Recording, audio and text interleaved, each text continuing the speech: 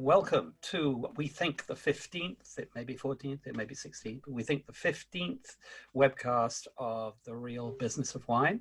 And we've covered all sorts of topics over the last session since we started. My colleague and partner in crime here, Polly Hammond, and I have been thinking about all sorts of things we covered. But last week, one of our best sessions, and certainly one of the ones with the greatest audience on YouTube, was the one called The Writers, where we had three top wine writers and some really top writers in the audience. But we had Elaine Chicken-Brown, we had Tim Atkin and Eric Asimov talking about what it is to be a wine writer in 2020. And some of what they were saying suggested that it's not easy and it's not going to get easier to be doing that role in any professional sense. And what sprang out of that was the idea of talking to the editors, the people whose job it is to get people's words into serious media. We're not talking about blogs. We're not talking about publishing what you want to write yourself. We're talking about actually being, hi, Ray, welcome. Hi, Ray, can you hear us? Yes, he's just doing it. Unmute you. So, and actually in our audience last week, actually we did have Felicity Carter and Ray Isle, and we've got them both back here. And I'm delighted that we're actually covering, with Erica Duecy, who I'm going to introduce in a second, we're covering three quite different areas of wine media. Because starting for no particular reason, and in a non-gallant way, I'll start with Ray, because Ray, in terms of Food and Wine magazine, is still, and there's obviously a certain amount of, a lot of digital content, but you still have a print magazine to produce, and you get beautiful words on beautiful pages with beautiful pictures. Yes, indeed. Right? Erica, you have really, with everything you've done with Vinepair and 750, you actually have been digital, really, that's been your focus. And you've won prizes for what you've been doing in the digital sense. So you are in the same world as the bloggers, if you like, but not doing what the bloggers do. And Felicity, you are effectively my colleague and my boss on Meininger's Wine Business International, and you're I don't know what crime you committed, but you end up having to edit my content quite often. So we work pretty closely together on editing other people. So but you are talking about the business of wine and trade. So those three areas, I think, are quite separate, but they will overlap, I hope, in terms of quality of writing and so on. So I'm going to throw the ball firstly to you, Ray, because in terms of, you know, your desk must be the one on which huge piles of I want to be published as a wine writer pieces must land. Yeah, that is, if I could see my desk, which is actually currently off limits to me, that would be true. I mean, everything obviously these days comes in by email, but I do get pitched a lot of both from people that I've worked with before and from people completely out of the blue. Get pitched a lot of stories that range, you know, widely in terms of what they're after or what they would like to, you know, be published as, and whether they're digital, whether they're digital and print, whether they're print, and sort of the scope of what they're pitching to, and the viability.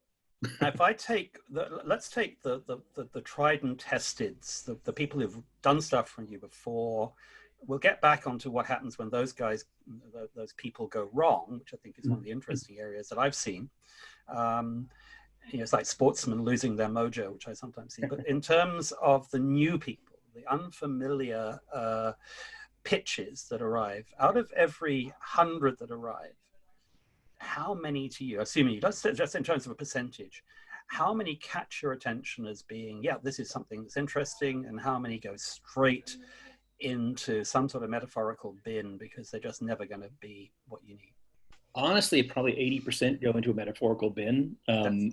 You know, and that's saying 20% catch my attention, which doesn't at all mean 20% end up being published, but a tremendous number come in where they're either they seem to have been sort of shotgunned at a number of publications, or they're through a pitch service, which I'm seeing more and more, or they just don't.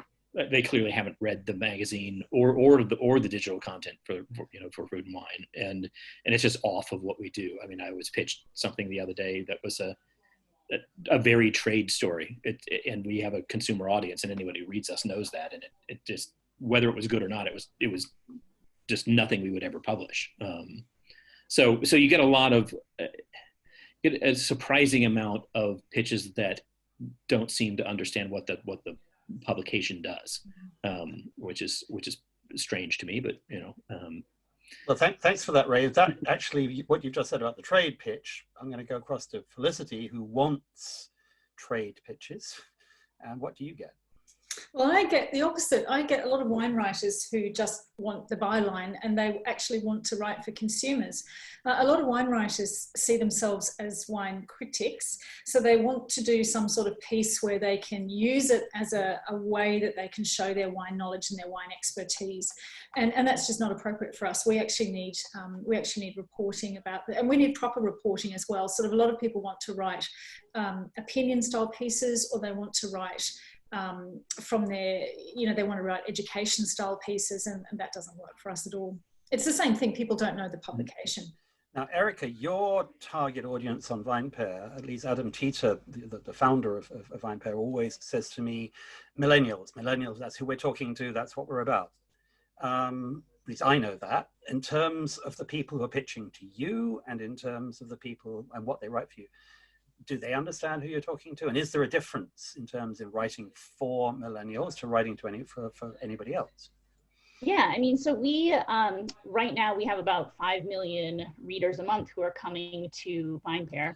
And actually we have identified through our mailing list, which is really large, that a large percentage of them are actually from the trade. So we actually have a consumer audience, which is largely millennials, but then we have a trade art audience that we are rolling out a new trade product called VP Pro, Vinepair Pro, that actually, with all of the COVID and everything that's already started, we have pivoted to that side already and have heavily been covering all of the impact across all parts of the drink industry. So I'd say when people are coming to me now, they're pitching me a lot of trade stories as well as a lot of consumer stories. And in terms of understanding really the DNA of Vinepair, I'd say, the types of stories that are effective really have to understand how to engage our audience, which would be largely that millennial audience right now. And so, for example, for right now, a lot of that stuff is about virtual happy hours. We did a think piece today that has already gone viral on the internet about how the 1918 flu pandemic and the Roaring 20s have parallels to what's happening with COVID today and what that looks like, and potentially for the future of the drinks industry. So like stories like that, where, we have a pitch come in, or in this case, it was a Yale scholarly professor who pitched us around her research around the Roaring 20s and how the parallels are happening with COVID today. So like pitches come from all sorts of different areas, and the ones that are successful, they have sort of an unusual bent that I haven't seen from somewhere else. Or on the trade side, it's generally from a writer who I trust. Like to Felicity's point, having in the past couple of years been editing a trade publication, I absolutely agree that it's much tougher to write for a trade audience than it is for a consumer audience, and not all writers can make that leap. So I tend to work on the trade side for our trade coverage with writers that I trust, that I know have really deep reporting chops, and that can deliver pretty clean copy, because we're on a fairly tight deadline schedule as well. Those words, reporting chops, I think are interesting, because, and again, Felicity and I talk about this quite a lot, the who, what, when, where, how stuff, to me, and I've done a lot of judging of wine writing of various kinds over the years, and that to me is the biggest absence that I see. I'm halfway through a piece, and it could be 500 or 5,000 words, and I think, why am I reading this? When am I going to get to a point that gives me a reason to carry on, beyond the fact that the person writing it thought it was an interesting thing to write? How important to you is the first paragraph of a piece when it comes in? For me? Anyone? Yeah, go ahead, Erica. Yeah, sure.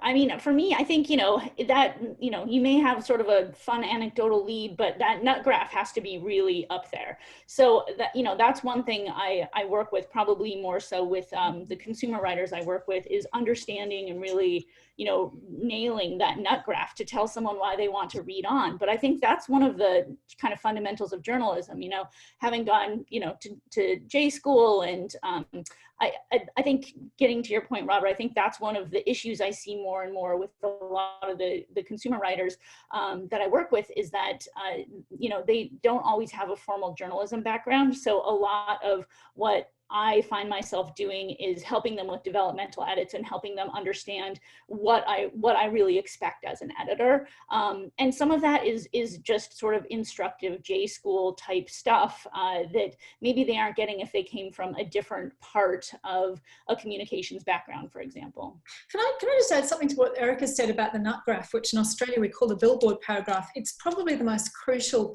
thing in an article, whether you're writing news or whether you're writing a feature, which is the paragraph that comes typically within the first 4 paragraphs, which sums up what your story is about, which is, here's what we're going to talk about, and here's the angle that I'm going to kind of take. And that is the thing that is consistently missing. And in fact, in the last couple of years, I've ended up judging a lot of wine writing competitions. And if I could say that the one thing out of hundreds of entries I've seen that they were lacking is the introduction that gives me some clue about where this story is going to go. I've just seen so many things where I'm reading, and I'm reading a third of the thing, and I still don't really understand what this piece is going to be about. And quite often, unfortunately, it's because the writer hasn't thought about what it's going to be about. They're writing a report rather than a story, where they're just stringing lots of facts together. And that's not what makes a story. It's having an angle and developing an argument or a roadmap where somebody goes and does something. And the nut graph is what opens the door into the piece. I must say that in my experience of editing, one of the worst things that I find is people who've been to university and studied English often get it worst, because they have been through something where they know that they're going to get a tick for each of the major points that they actually include. So what you get is point, and nothing necessarily that hangs it together. All they've done is they've said, right, I've shown my knowledge here, but I haven't given you a reason to want it. Ray, in terms of your writers, where you've got English-speaking writers, but not all necessarily native English speakers, do you see big differences in culture between US writers writing for it's an international publication, but it's published in the US, and writers from other cultures? Well, we're actually primarily US publication. I mean, obviously digital is everywhere, but what we do for international is we tend to license out the brand. And so we have an Italian edition, we have a Mexican edition, we have a Chinese edition, but those editions are separately owned, and they use our content plus local content to build them out. So, I do find, in terms of when people are pitching me who are, English is not their first language, it is tricky, because you need someone. We are an English language magazine or website, and or social media, whatever brand. And so without facility in the language, it's not like having enormous amount of knowledge and no facility in the language is not helpful. Having facility in language with wine particularly, and not an enormous amount of knowledge, is also not helpful. And I tend to get, I don't know if it's true of other people, but possibly because Food and Wine is a more culinary magazine, I tend to get a lot of pitches from people who've written for more in the food world or more in the style world, and are switching to wine or want to switch to wine, but don't have the in-depth knowledge, so that you get a pitch that's something like, I went to Chianti and the wines are amazing. At which point you're kind of like, well, yeah, thanks. That's super. You please go back and have some more of them. But that said, there's also editing, and if there's a brilliant pitch and it needs refining, or if the writer isn't either the strongest writer or having the strongest wine knowledge, it can be fixed. You know, that's part of the editing function. It's actually much easier to fix, for us at least, it's much easier for me to fix the wine knowledge than to fix the writing ability. Yeah. I think that's, I think it's a very important point. I think there are a lot of people who know a lot about wine. And it's really, it's like novels where the novelist has to tell you the make of suit the guy's wearing and the brand of coffee he's drinking and all that sort of detail. You think just get on with what's happening. And in wine, there's a lot of that going on. I've got a question from, that's just come in from outside. It's going to actually who it came from. Bear with me a second. I'll tell you, Derek Mossman. What can be done? This is from someone who's actually in the profession, in terms of wine profession rather than writing profession, I think. What can be done to engage international press with smaller players, the Davids, in regions known for larger producers with large PR budgets? A specific example is Chile, where the big brands continue to dominate the press while there are smaller projects and groups of small projects, some a decade old, they're doing a lot of the heavy lifting, pushing the quality and regional bar up, and they don't get mentioned. And then he's got actually, he's got another question. Let's just go with that. Actually, Felicity, you're covering the world in a business sense. It is true that the loudest, squeakiest wheels get oiled more often, don't they? Yeah, oh no, absolutely. And with the trade magazine, I mean, we have to cover the big players because they drive the market, but I'm actively looking to feature people who are off the beaten track. And this often comes down to a mismatch between the real story that people have got and the way they communicate it, unfortunately. If I hear about a great story, if somebody writes me an email with a great story, I will actually follow it up because I'm actively looking for unusual stories. What generally happens though is people are not very good at telling their own story. They often need an intermediary to do that for them, unfortunately. I don't know what the answer is other than, you know, if you've got a great story about yourself or a neighbour, you know, write an email to a magazine and they may well do, because we're all looking for content that's unique, all of us. None of us can afford any longer, because of the internet, to publish anything that any other magazine would publish. So if somebody pitches me a story and something like that has already been written in another magazine, I won't take it because I can't afford to spend money on something that's already been run. So we're all looking for unusual stories. But having said that, surely that's one of the things I find most tedious is that, well, a country, we'll call it Meininger for the sake of not naming anywhere, suddenly has some budget to spend, and they do 3, 4, 5, God knows how many press trips. And suddenly everything I read is all about whatever the same people went to see on the same trip with the same quotes. Yeah. And there's an argument that there are too many editors who are running that stuff, which actually makes wine writing generally as boring as a lot of it is. And you almost always know when those trips have occurred as well, because you'll get suddenly 4 pitches about, you know, Bluminia's, you know, native grapes and, you know, sort of mentioning the same wineries, and they come in within 1 or 2 weeks of each other. And you think, okay, it must have been a press trip. Now Ray, you kind of, sorry, you go. Oh, I was just gonna add to that and say, you know, in the cases where someone has gone somewhere interesting like Bluminia, where maybe people don't really know about the grapes or the region, I generally, if there's a little bit of a kernel there, I'll generally push them harder and say, what wasn't on the official press trip itinerary? What were the things that you were doing outside of you know, where there wasn't a lot of other writers? Because I think, you know, press trips can be useful, but if it's on the official itinerary or it's part of a larger story that's being marketed, you can bet, like to Ray's point, that you're going to be hearing it from several people. That doesn't mean that that's, you know, that there's nothing that can come out of that trip. But I think it's just, it's going to, you know, as an editor, you have to like push a little harder to see if there is anything interesting there. And as a writer, if you're on a press trip, it's if you have the ability to build in a couple of days that aren't on the trip, that are in that place, it behooves you to do it, because you'll run into things that weren't on the standard itinerary.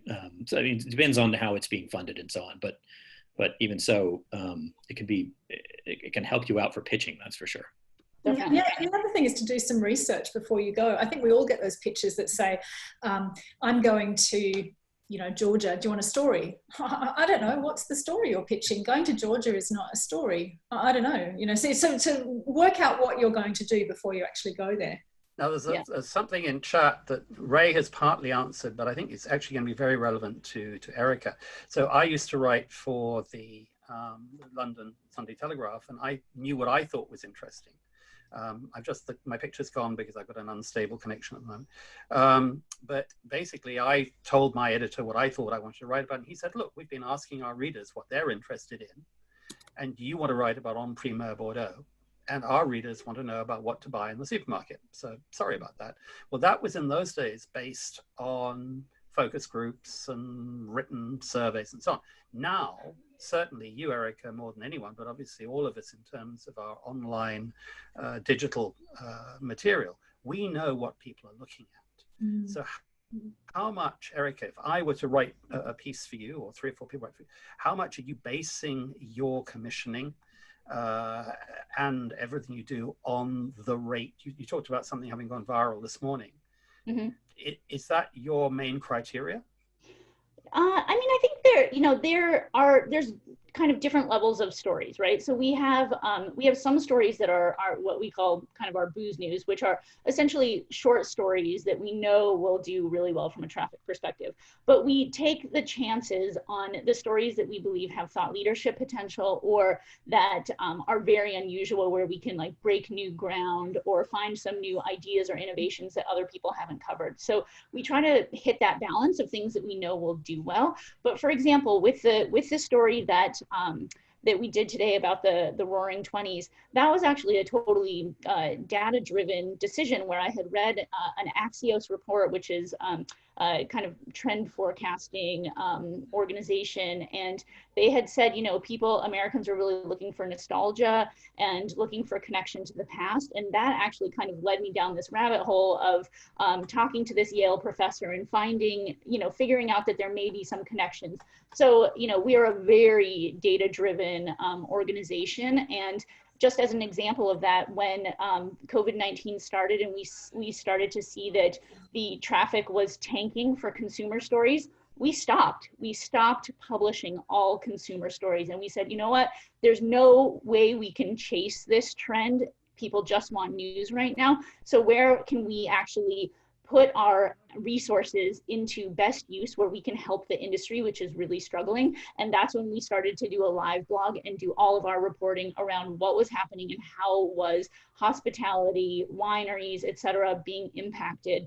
And that led us also to pivot our entire podcast program, so that we're doing, with importers, with winemakers, with all people from the drinks industry, those daily podcasts. So, it's to say that when we see a leading indicator happening, we pivot very quickly, and we're organized as a company where we can change overnight. So, we ceased all consumer publishing for about a 2-week period, and only did trade, and now we've evened back out again. But I think that, that there's some benefit to being a small, nimble organization where we can do that thing and turn on a dime. Polly, so Erica, yeah, so that was actually my question in the chat. That's what I was curious about, is how much has the criteria from all of you changed now that we've shifted to digital publishing?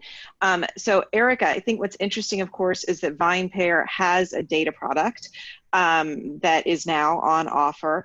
And just a story that I want to tell. We know, so I live in New Zealand, and we have quite a significant publisher in New Zealand who takes stories from all sorts of writers, but they know which writers are going to help them generate the most data. And ultimately, their data aggregation is one of their biggest assets in ongoing production, sales, product marketing, offerings, all of that stuff. So that's really my question, is it's not about commissioning as much as it is as editors. Has your job evolved? Have your criteria evolved with digital to take into consideration how will this improve not only your own data,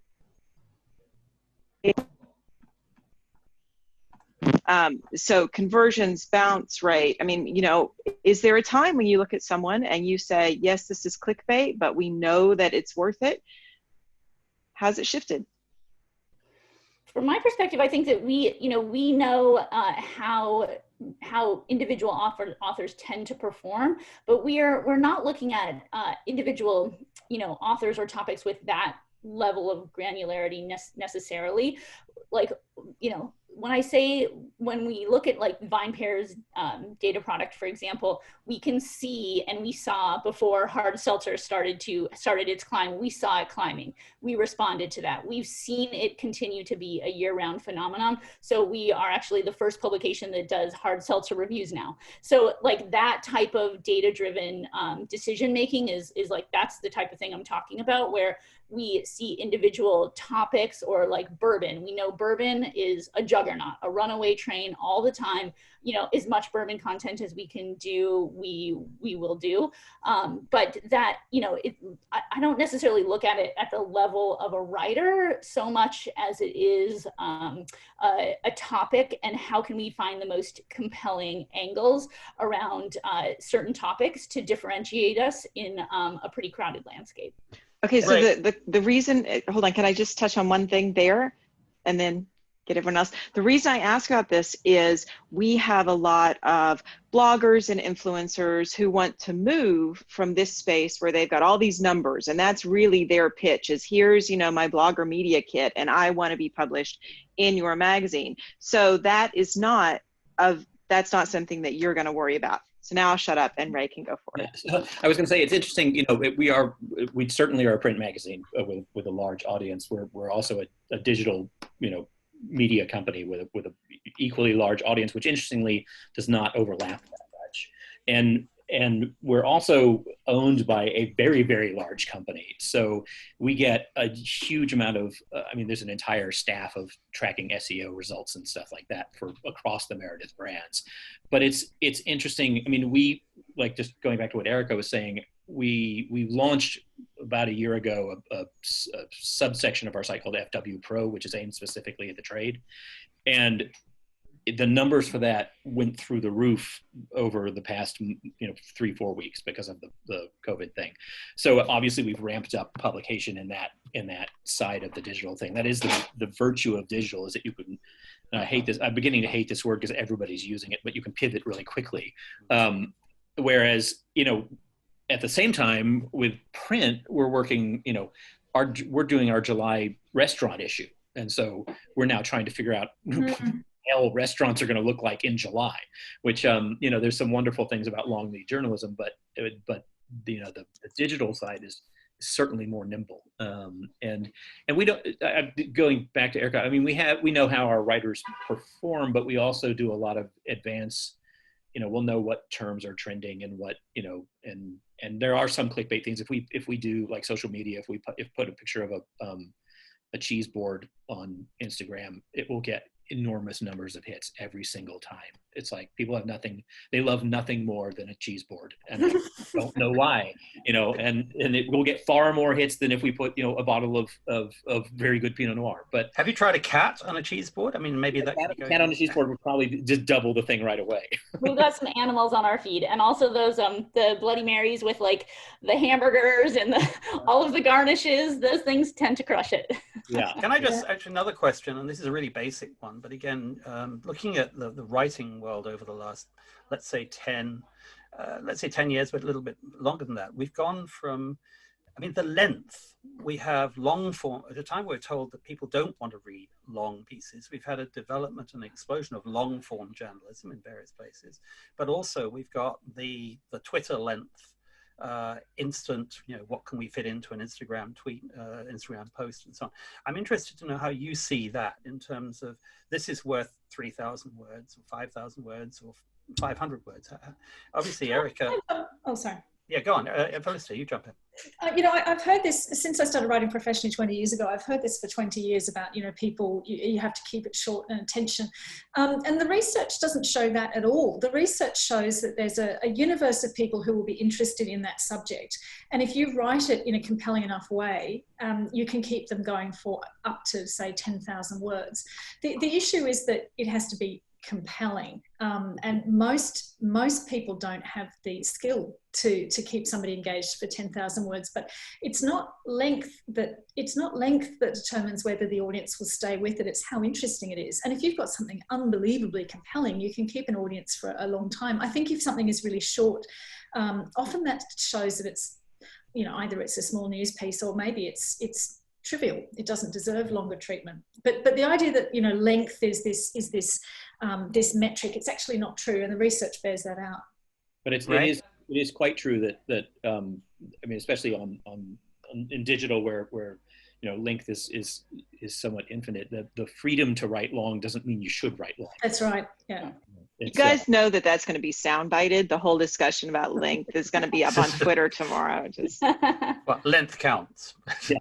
Yeah. Erica, in terms of, because everything you're doing is digital, how does that, because you're looking at how long, okay, when we do our YouTube clips, we're looking at how long people are watching each of these clips for. You're looking at how long people are reading your stuff for, presumably. Yeah. And do you have any reactions to that? I mean, I would say that, you know, we assign really a range. I'd say probably, you know, we do the smaller news pieces, which are a couple hundred words, but we mostly our stories are probably 400 to 1,500 words with some 3,000 word exceptions. And then I think my requirement for investing in a 3,000 word piece is that it has to break new ground. It cannot have been reported elsewhere. If I'm going to invest that money, I have to know what my ROI is. So, and the ROI could be that I believe it will be an audience driver. I believe it will be, you know, break new ground. I believe it will have some sort of thought leadership potential. You know, whatever my ROI is that I'm, you know, interested in achieving, that's how I decide where to invest that. Because I think probably all of us have finite assigning budgets, and then we really have to say how can I get the most out of that budget, and that's really my requirement. So for the longer pieces, I generally will think, you know, is this something that that no one else has written, or that has the potential to be an award winner, have some sort of consideration in that realm, like whatever that, you know, that is, then that's sort of where I'm thinking. Mm. I think this, you know, this question of budget is really important, that most of us can't afford to, you know, to commission work that is Me Too content. I think there's really sort of, in the end, there's two forms of I hate that word content, but there's two sort of forms of editorial. One is that it's just really, really interesting and people would just love to read it. Or the other one is it's really important for your audience to read. And if something falls outside one of those two buckets, then it's a no from me, because I can't afford to pay for it. If it hits both, it's great. You know? Yeah. It's that once in a while you do get those pitches, even from people you haven't worked with before, where you just think this is terrific. I have never heard this story, and it's something that people will eat up. Then you have to figure out whether they can write. Yeah. But it does happen, and it's immensely gratifying as an editor when it does. I've got a question. Do you get a lot of pitches from winery? Obviously, most pitches ideally are from writers. They may be from PR people. Do you get many pitches directly from wineries? No. Tremendous numbers from PR people, but not from wineries directly. Now that raises a question, because we have a lot of professional audience for these webcasts. How good are the PRs at understanding what they should be pitching to you? Because they're being paid by their clients, their wineries, to get their stories into print. How useful are they being to their clients in terms of the way they approach you? I mean, I would say it's an even wider range than freelance writing pitches, because I'll get, you know, you get some pitches from PR that are that must be sent to every single editor at every single magazine in the US. You know, I get pitches about, you know, stock market trends and grain harvests in Russia and things that have absolutely nothing to do with what we do. And I get pitches from PR people who typically are people I've worked with over the years who really know what Food and Wine does, that are thoughtful and specifically aimed at Food and Wine and at the audience we have, and they can be really good. You know, they can be very pertinent, and they do turn into stories sometimes. We don't accept written, we don't accept like articles that have been written as PR content. That's not what we do, but we certainly had freelance writers who've taken on pitches that have come through someone in PR that were, or were developed out of a PR pitch. Erica, are you on the same page there? Yeah, I mean, I'd say, I actually do get some pitches individually from winemakers and distillers, and typically that will be first-person essays, and I find those so rewarding to work on with people who are not traditional writers necessarily, but if there's a really important story to tell, like last year I worked on one that was a story about a bartender who had ALS and his first-person story of suffering with that disease and having to leave the bar, and so like those types of stories I think are fascinating, and they often come from directly from individuals. But from a PR perspective, I would say there are a lot of really, not a lot, but there are definitely a handful of really well-crafted, personalized pitches that will come to me from various PR professionals that do hit the mark. And those generally happen when I have a relationship with a person where they have actually sat down with me and understood the types of goals that I have for a publication, and then try to bring me stories that that reflect whatever those goals are. So so I think that's where I find the most utility. I mean, I probably, like Felicity and Ray, get hundreds of pitches, in a given day, if not, week, from all across the PR spectrum. But I think it really is those personalized ones that I tend to give the most attention to and that actually yield results. Now, Felicity did a great presentation a few years ago that I was at, in which she tried to explain to a room full of largely bloggers and others what a story is, and included the fact that jeopardy, bad things potentially need to be included as well as all good. And a lot of well, Felicity, you go ahead and tell it, because it's your story. I've tried to talk about the story arc and the fact that there has to be, I use the word conflict, which everybody, it's really difficult to explain that a story needs stakes. Basically, it needs something to be in jeopardy, and it needs something to happen if it's to be a really interesting story. And the stakes can be, man against nature. That's a perfect example of stakes that work really well for the wine industry. But I find a lot of people who write about wine, they're really in love with wine, and they see that as, they don't want to write anything negative about wine. There's especially some people who've been through some of the wine training. The wine training, especially, I won't name names, but they actually say that you must not do anything to bring wine into disrepute.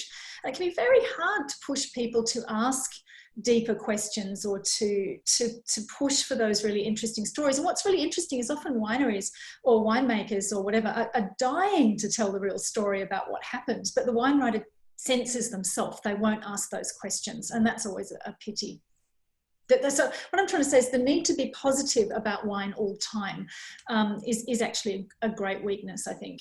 Well, this comes back to the editors, because a writer that I was talking to had met a well-known champagne producer who told her that his obsession with trying to make the best champagne had led to him losing his marriage. His wife had ended up leaving him, and he had actually fought hard to get her back, and eventually he got her back. And it was a beautiful story. And the writer concerned had pitched this to actually included this in the piece that she'd written for the magazine. And they said, no, we don't want any of that. Can we have a bit more about how he makes his Blanc de Blanc and whatever? And that, to me, is an interesting area where it seemed to me that the journalist was getting it right, and the editor, whoever they were missing the point. In terms of what you get, Ray and Erica, how much of it is too advertorial-like? In other words, I've been to Mr. Lovely, I've tasted his lovely wines in lovely land, and you should buy his lovely wines too. I mean, I get a fair amount of, it falls a little bit into the category of the press trip thing. You get a fair amount of, I went to X winery, he's an amazing winemaker. Have you ever considered a piece on him and his amazing wines? Which, is also sort of similar to the, there's this, and it's almost always Napa, there's this, couple who left their job in high tech or finance and realize their personal dream and move to Napa to found a winery, and here's their amazing story where they, you know, name the wines after their kids.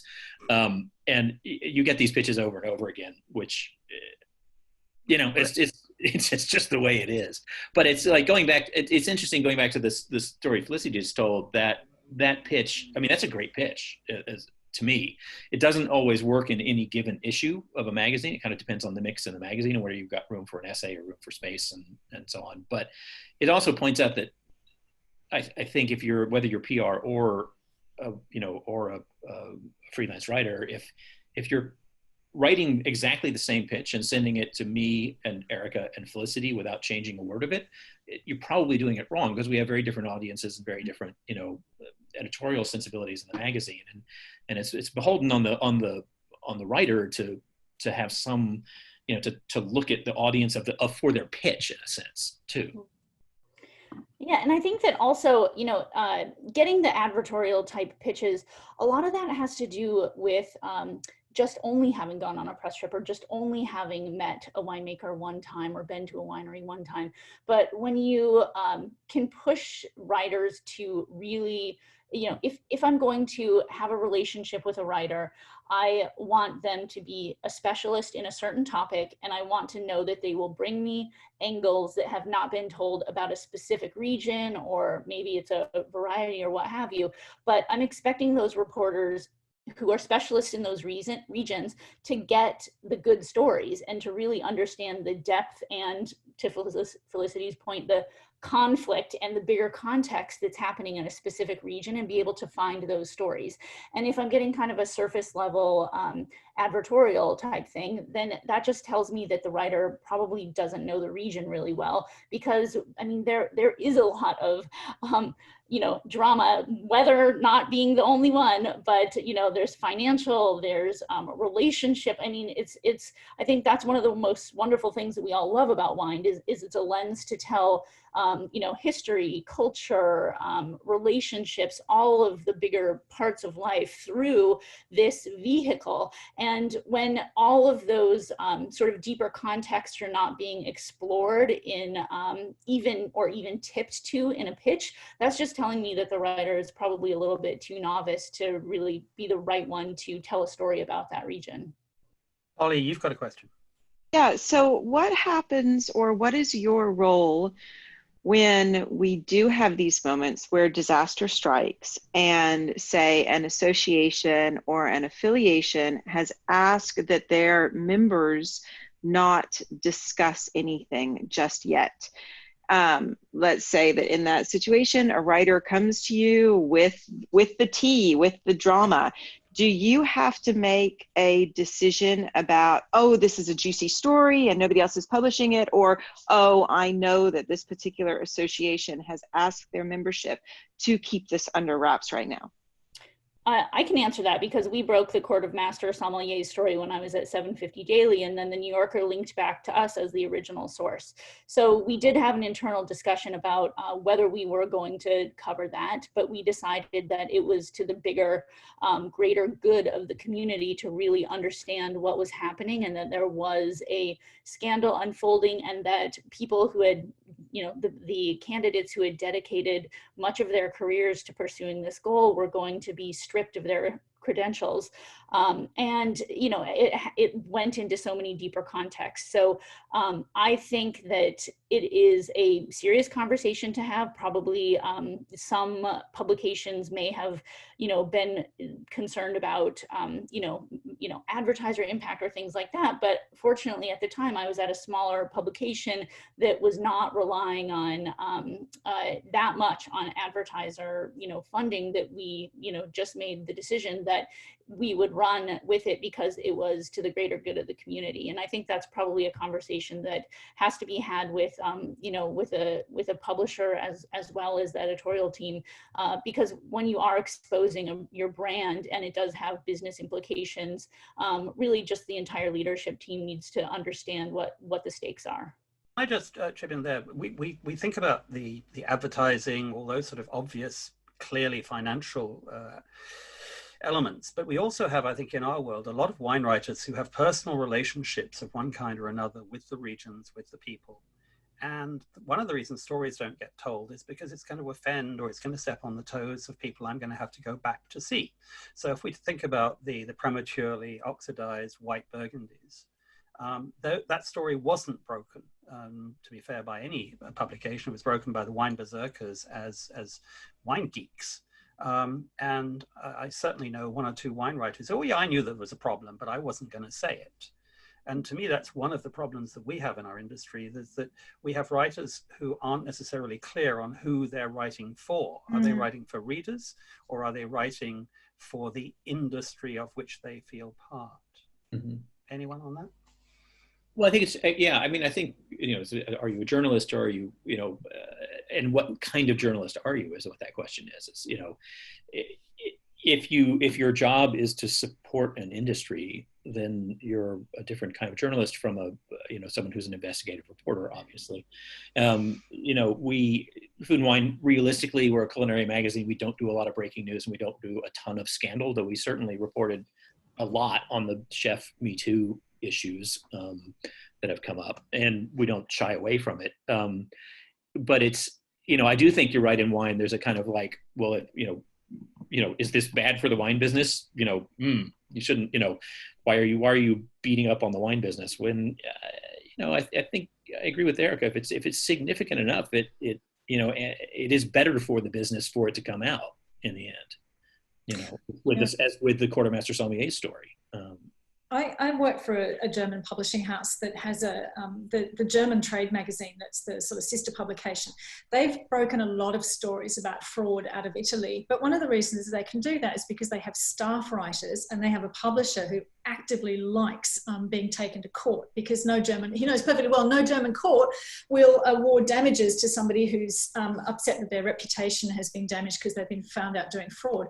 But this is the thing, so many people are freelance, it's actually extremely unfair to ask them to to put themselves in legal jeopardy, or to if they ruin their relationships, then they can't do their job. And this is a fact. And particularly in Europe, there are a lot of regions in Europe, particularly some of the prestigious ones, where the doors will slam shut if you reveal things. So if you're a freelance, you're always doing this dance between what you can do and what you can't. So it's not as simple as, we should tell all of these stories. We do speak about a particular industry. We are more entwined than perhaps we should be. Very few of us write for big newspapers that have, big legal departments. And so it's actually quite a complicated question. That actually moves me on to the point that Tim Atkin and Eric Asimov both agreed on, and I think you were there, Ray, at that point, but it was whether there is a future for the quote-unquote professional wine writer. How many people can actually make a living out of just penning words, whether it's digitally or on paper? How many actually need either to be doing public speaking or education, or indeed working for the wine producers or distributors, compared to possibly writers in other areas? Do you know many people who make a living out of it, Ray? Full-time, very few. I mean, I'm fortunate. I mean, I'm an editor as well as a writer. Yeah. I'm fortunate to work for a company that's large enough to pay me a living wage. But I mean, everybody I know who's a full-time freelancer is always scrambling. And it's very hard, especially as things have shifted digital. The pay rates for freelancers have gotten, unless you're extraordinarily fast and just churn out a vast amount, sort of the new Grub Street, vast amount of content, it's very hard to make a living because the digital rates tend to be so lower than what used to be the print rate. That said, I always say this too, is writing has always been a crappy way to make a living. It's always been hard. There's never been a time when everybody's like, oh, writers, they have it so easy and they make so much money. So it may have gotten rougher. It's certainly, there are fewer full-time staff jobs as one. I mean, the newspaper industry contraction killed any number of full-time, wine writing jobs. Or full-time columnist jobs, which is a shame. It's it's terrible, and I wish there were all those voices still in print. And there's still a ton of voices out there on the digital side, but it is really hard to make a living, I think. Erica, amongst your millennials, who are the people who want to be the Eric Asimovs and the Tim Atkins of tomorrow, how many of them are going to be able to do that? I think very few. You know, where I do see some bright spots is for people who are looking to also do education and consulting and talks, and you know, like wine judging, although that doesn't really pay either. But I think if you're looking to come into this industry, and writing is one of the ways that you want to make, you know, a living, that can really only be one of maybe 5 streams to make a full-time living. I actually do not know anyone who is making a full-time living just from writing, not doing anything else. So maybe a couple, but it's very rare, and those tend to be the very senior writers who are still able to make the $2, $3 a word at print publication type you know, level. So it's going to be hard for anyone who's a millennial or sort of comes after us to make a full-time living just doing writing. I just don't think it's realistic. But that raises the question of hidden relationships and hidden, basically, you know, all these people who say, I don't accept a free trip, and I know this, you think, well, how are you living? What is actually behind the fact that you want to write a piece about X, Y, or right. Z or Z? Yeah. If you're a freelance writer and you write about wine and you accept no trips and you accept no samples and you accept no meals from anyone, then you'd better be wealthy. I mean, I don't see how you do the job. Yeah. You know, you have to taste widely in order to do the job, and ideally you have to travel. And traveling, I mean, right now traveling's a moot point, but in the regular real world that we hope to get back to, traveling costs a lot of money, and it costs far more to travel to a wine region than the pay you will get for writing the article about the region. And the top wines have got a lot more expensive as well. So it's even vastly. Yeah. And I think the main thing, so what I do with all my writers is I ask for disclosure. So I ask them the specific, if they did a social media campaign for a certain region or whatever the thing might be, I ask them specifically, who are the people that you're working with currently, and was this pitch fueled by any press trip or other relationship that I should know about? And I really think that that's probably I feel like that's the best I can do, other than, you know, requiring it in a formal contractual statement. We ask for disclosure, and I think so far that's worked pretty well. Felicity, if you found that you've had people writing for you who suddenly you realize that they've been paid by someone? Yes, if I discover that, then if I discover that there's a PR motive behind the article, I just pull it. I do ask for all of those disclosures. You know, it is really hard. What I think is becoming very, very difficult in the social media world is more people, especially if they're entering this, and it includes PR people as well, often don't know the difference between editorial and advertorial.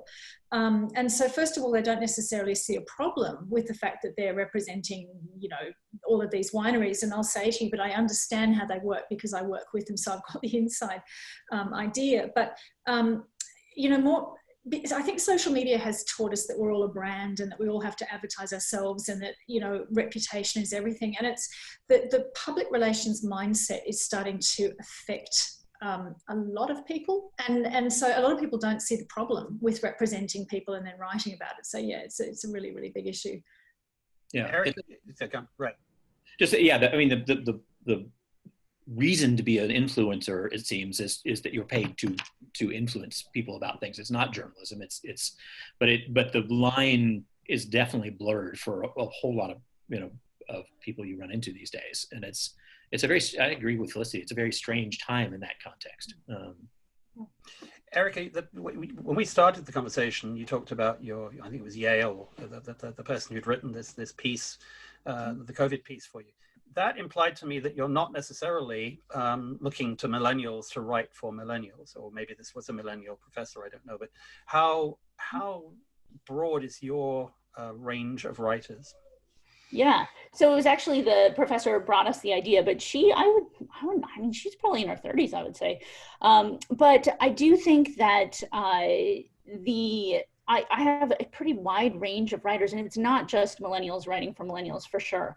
I'd probably, on the older side, some of my writers are in their later 50s, and then in the younger side, I definitely have some kids who are right out of school. So I think there is a wide range. It's more about having a writer understand how to nail the voice of the publication than it is about really their age. So if someone reads Vinepair and they can understand, that we would say something like, IRL, like in real life, to when we get back to bars and we can socialize IRL, and we would actually publish that in an article.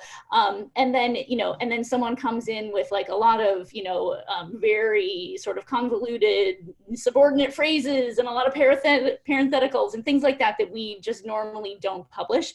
Then I would say, hey, can you go back and read a couple of these articles? Here's some good examples. This is really the voice and tone that we're looking for in our publication. And then, hopefully they would give me a revise that has a little bit of a peppier, fresher voice and feels a little bit less like a scholarly article. So I think it's really in the direction from the editor to help writers really understand how they can nail that. That's brilliant advice, I think. Ray, and we're heading for time. I know you've got to head off, I think, in 4 or 5 minutes, probably. No, I've actually got a few more than that. But, okay. Yeah. But does that makes sense to you? Yeah, it does. I mean, I kind of always objected to there's a very generational divide sort of mode of discourse right now that bugs me, because I think really good writers can write to any age. That a really good millennial writer can certainly write to a baby boomer audience, and a very good writer in their 50s or 60s can write to people in their 20s if they're that ability as a writer is part of it is that chameleon-like quality, I think, or simply the way of the ability to reach an audience that's not yourself. I mean, that's what writing's about anyway. Unless you simply write diaries. So I've been puzzled by that over time, but I don't know. I don't even know if that was actually the question, but no. But I think it actually brings me back to the conversation we had with Jancis a week or so ago, in which she frankly said, "God, wine writing it's now far more." When she started, it was very, very male, mm-hmm. middle-aged male. Now it's far more female, and this panel is a great reflection of that. But she said, "God, it is white though." Yeah. In terms of inclusiveness, we've got some way to go. Absolutely. I mean, it needs to be more inclusive, and the wine audience, the wine itself needs to be more inclusive too. If you look at the winemaking world, it's not exactly wildly inclusive either, and it will. I mean, I hold out hope that it will continue to change and diversify, because it's the more diversity of voices and the more diversity of people, the more interesting it is, honestly. But it's slow to shift for sure. You need people with the resources and access to get into it in the first place, and I do think it will change. I mean, I'm certainly you're seeing more. You're like, no question there the gender difference is much more even than it used to be, though it's still probably could be more even. But in terms of cultural and racial diversity, it could certainly use some help. Ray, do you feel like that there is an element of social responsibility to your jobs as editors, where you have to balance perhaps not currently having a diverse or inclusive readership, but you still need to have the voices so that then you can have the readership, and actually making choices that possibly are not in immediately perceived best financial interests? Absolutely. Yeah. I mean, we've seen it more with food and wine. We've certainly seen it with food coverage and food and wine. It's been harder with wine coverage because of lack of. I mean, there's more diversity in chefs now than there ever was before. I'm waiting for that with winemakers, but you do have I think you do have an obligation as an editor to try and do some good in the world through what you do. And that qualifies as doing good to me. That's my political bias, but I would agree with that. I would say that I'd say that the writers that I am more inclined to take chances on are writers that I have found, you know, on social media or who've written articles for other publications, who are from diverse backgrounds. So, you know, it might be gender diversity, racial diversity, what have you. So I am actively going out and looking to bring more diverse voices into the publication all the time. And I do feel that it's a social obligation. Like, if I can help bring up, because of my privilege, you know, people who are lesser heard, then I feel a responsibility to do that. And I think both at 750 Daily and at Vinepair, you know, that is a personal project that I take on, is to bring on more writers from a range of backgrounds, as well as to highlight people who are not being highlighted in other publications, or you know, people aren't hearing their stories because they're from underserved populations. So I definitely feel a responsibility. The other question is one of the sort of elephants in the room. I've got Reka Haros, who is in the northeast of Italy, who's got a Prosecco winery. Reka, you've got a question about pay for play. Yes, good evening, everyone. I know that this is not your decision as editors, but you've spoken about journalists, you've spoken about writers, and I wanted to bring in perspective from brand owners. And when I was on brand side as a global marketing communications director, this pay for play was part of my global communications budget. I had a very precise objective to get the awareness of this brand to high levels. Therefore, I had to look for publications that could help me get to the level that I had to get the brand to. And often I saw that there was no other way than get into the pay for play issue. And I understand that in some countries there are legal aspect to this, in others there isn't. And I know it's also not your decision when it comes to what brands the publication will work with, collaborate with, as sponsorships and so on and so forth. But I think this is an important thing to talk about from a brand perspective. What can brands expect, or how should they look at this? Because it is something that we talk about and it's not talked about enough. So I was wondering how you tackle this. How can you differentiate yourselves from this negative image of the pay for play? Ray, I guess as a big food and drink publication, how do you? Sure. I mean, so editorially, we don't do any. I mean, we don't. It's verboten. We don't do it. You know, we don't publish editorial that's been paid for. I mean, we pay writers for it. If I found out a writer had been paid by the winery to write the piece, I would probably pull the piece. I'd had to pull the piece. It's a little tricky, of course, because we have advertising. There's no question there are ads running in our magazine alongside our editorial content. We still have a fairly seemingly strong, to me, church and state wall. You occasionally get pressure from ad sales, for sure, that they have no problem pressuring you. They'll be like, really, really, really, really would like a story about X winery. And if you have a strong editor-in-chief and a company that supports it, you say no. And so I've been able to quite happily be in that situation, which I'm grateful for. And also, if I weren't in that situation, I don't think I could keep working where I am. It just doesn't. It goes against my journalistic, morals. But I don't think it's. I mean, leaving out the social media influencer, et cetera, world, I think in the U.S. Journalism world, because I mean, so much of it came out of, Parker, which was who was kind of a Ralph Nader person. There's a pretty strong bias against pay for play content in editorial, and in at least in what's seen as legitimate, journalistic magazines. To me, I could be, I'm naive, but I have been able to avoid it, which I'm happy about. I would agree.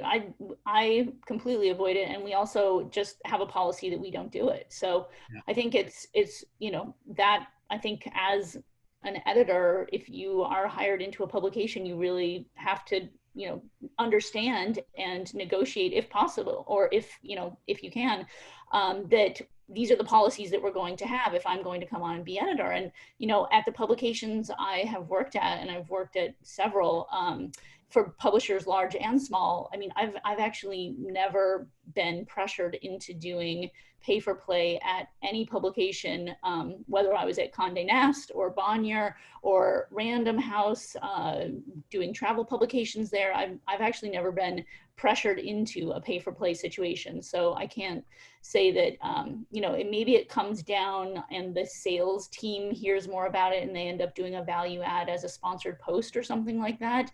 I do see value ads for sponsored social media posts, that type of thing, but it just doesn't happen on the editorial side, at least for the publications I've been with. Yeah, to me, I think we've seen a lot of pay to play in Europe, and every single magazine that does it has eventually folded, because you lose your readers. Readers can tell instantly if they're being sold advertising under the cover of editorial. It's the most destructive thing you can do to your audience. But I think also, in terms of just basic publishing, that if there is such a thing as, whether we call it sponsored posts or we call it advertorial or whatever the heading is, if there is a part of your platform that is clearly paid for in some way, yeah, I have no problem with that. And I think that if Winery X says, hey, you know, I want some space in your publication, I see no problem in saying, yes, you can have some space, you pay for it, and it's going to be headed, brought to you by X. And at that point, the reader knows that's what it is. There's no question, and providing it's clear to the way it's laid out and so on. And I think that's the clean way that we should be playing. And that seems to be a reasonably easy one. We are 6 minutes over. I know you have got to go, Ray, in just one or 2 minutes. So I'd just like to wrap up, and I thank you for it's been a brilliant session so far. Your dream pitch. I mean, you're all sitting at home, and it's going to come in the form of an email or what it's going to come in. Just to me, what would be one or two, just say one dream pitch that's going to come in tomorrow morning, and it's going to make you smile, and it's going to say, hey, my day is better because somebody has actually sent it. I don't mean necessarily a specific subject, but just the kind of thing that you'd love to receive. I don't mind who goes first on that. I'll go first. I believe first.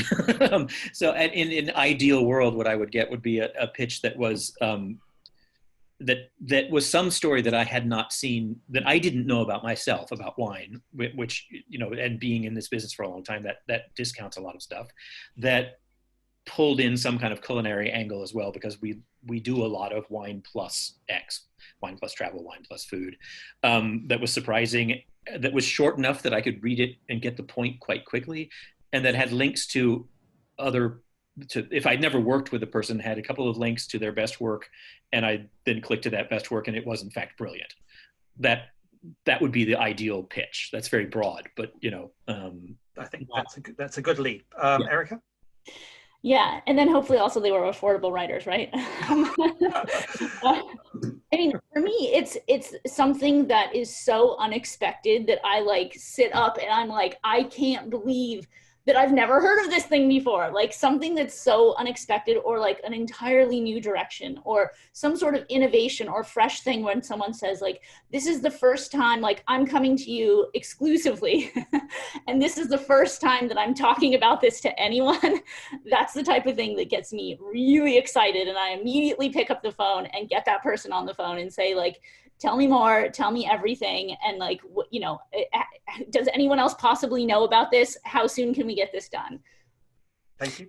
Well, because we're a business publication, the stories that I really like, and they almost never come around, is the turnaround story.